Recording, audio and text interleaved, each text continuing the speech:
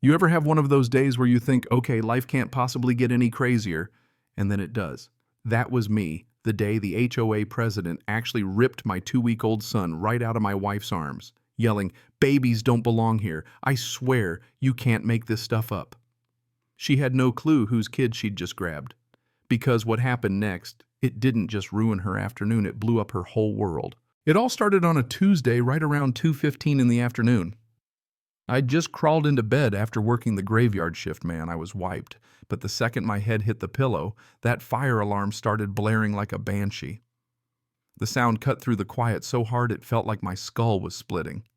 I ran to the kitchen, and there was my wife Lisa, rocking in her chair and feeding our newborn Tommy, barely 2 weeks old, so tiny he could practically fit in one of my hands. Lisa looked up, her eyes still puffy from sleepless nights. I just yelled over the siren fire alarm and started scrambling for clothes. She didn't waste a second. Wrapped Tommy in his blue baby blanket, her mom made it for him soft as a cloud while I fumbled into jeans and a t-shirt. I kept thinking, please let this be another drill, but you can't risk it with a baby. We heard folks running in the hall doors, banging, neighbors calling out, all of us spilling out the front door like it was a prison break. Outside, everyone huddled in little clumps, breath steaming in the October air. Lisa was shivering, so I took off my jacket and draped it over her and Tommy. That's when Karen Wilson showed up, marching over with her clipboard like she was leading an army instead of a bunch of half-awake neighbors. I'll say this, Karen was the queen of petty power trips, mid-50s, silver helmet hair, suit, jacket, always walking around like she owned the place. And she had it out for young families from day one.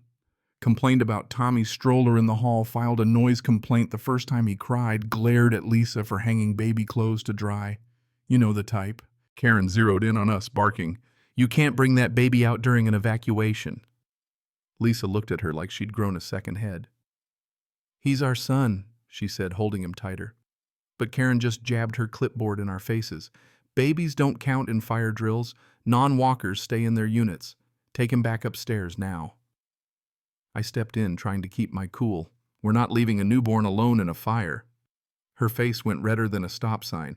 "I'm the HOA president. These are official procedures." I said, "No way is that a real rule," and she just about lost her mind, raising her voice till folks started watching. Neighbors stared, but nobody stepped in. She'd bullied everyone for years with fake rules and threats. People were scared to get on her bad side. I saw Mrs. Chin clutching her own baby, Mr. Peterson holding his toddler, but they just watched afraid. Lisa started crying, pleading, "Please, he's just a baby. We can't leave him alone." Karen didn't care. She said babies cause problems during emergencies. They distract people. Take him back or I'll call security. I said, "Go ahead. Call the fire department, see what they say about abandoning infants." She doubled down, threatening to get us kicked out for breaking emergency protocols. And then she crossed the line I'll never forget. She reached out, snatched Tommy right out of Lisa's arms, holding him so rough he started wailing. Lisa screamed, reaching after him, but Karen backed away, declaring, "He belongs upstairs per regulations." Something snapped in me, but my Navy training took over. I went calm, focused.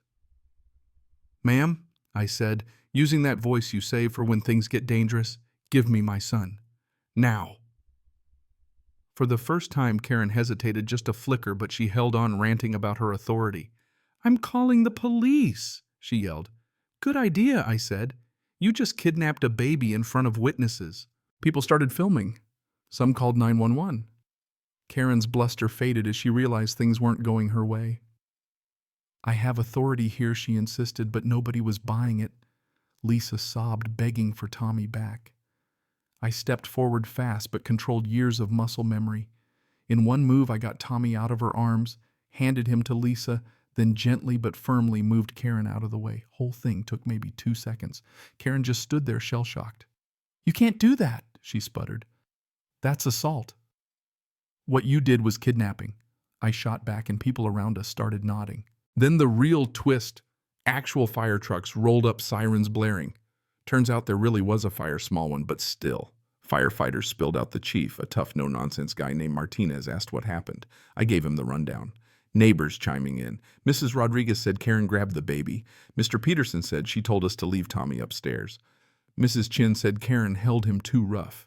Chief Martinez glared at Karen. Ma'am, there is absolutely no fire safety regulation requiring parents to abandon their children. What you did was dangerous, plain and simple. Karen tried to pull the "I've been in charge for 6 years" card, but the chief just shook his head.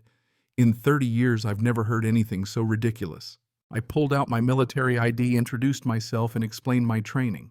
The chief nodded, thanked me, then turned to Karen, now looking like she might faint. "You just tried to kidnap a military family's baby," he said. And that's when she started to realize how deep she was in. Cops showed up. Neighbors gave statements, and right there in the parking lot, Officer Davis read Karen her rights and arrested her for assault, attempted kidnapping, and child endangerment. She screamed the whole time, swearing revenge, yelling about irresponsible young parents, but the officers just loaded her into the cruiser and drove her away, still ranting out the back window. After the dust settled, neighbors gathered around, offering hugs and apologies. "We've all been afraid of her for years," Mr. Peterson admitted.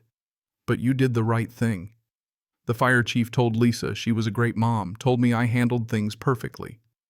Later, the property management company showed up. Turns out Karen had zero real authority. Most of her rules were made up. News spread like wildfire. Local TV even ran the story, "HOA president arrested for attempted kidnapping during fire." Management fired her, started an audit, found years of fake fines and bullying. 3 weeks later, Karen was convicted guilty on all counts. The judge didn't hold back. 6 months in jail, 2 years probation, banned from ever running an HOA again, and had to pay us damages. Our complex rewrote the bylaws. No more dictators, a real committee, protections for families and kids. 6 months down the road, we're at the first community barbecue, Tommy crawling around like a little rock star, neighbors laughing and finally acting like neighbors. Mr. Davis came over sheepish. "Sorry, I never stood up to her. I told him, it took all of us. When it really mattered, you did the right thing." Lisa smiled, holding Tommy, both of them safe.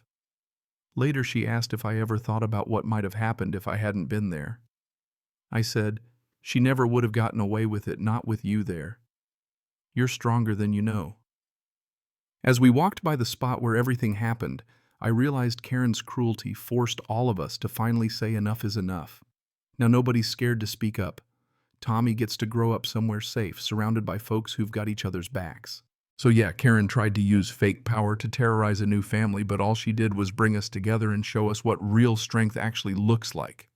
It's not about bullying people. It's about standing up for the ones who can't protect themselves.